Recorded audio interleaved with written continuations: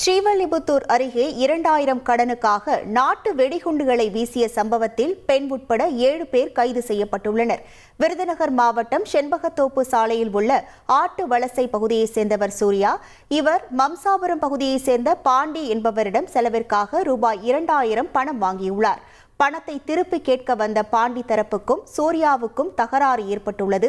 இதில் பாண்டி தரப்பில் தாக்கியதில் சூர்யா காயமடைந்தார்.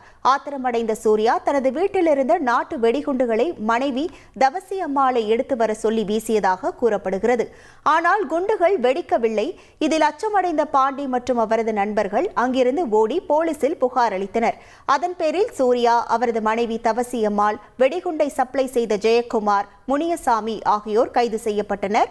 தாக்குதலில் காயமடைந்த சூர்யா கொடுத்த புகாரின் பேரில் பாண்டி மற்றும் அவரது நண்பர்கள் கைது செய்யப்பட்டனர். மேலும் சூர்யா வீட்டிலிருந்து நாட்டு வெடிகுண்டுகளையும் போலீசார் கைது செய்து விசாரணை நடத்தி வருகின்றனர்.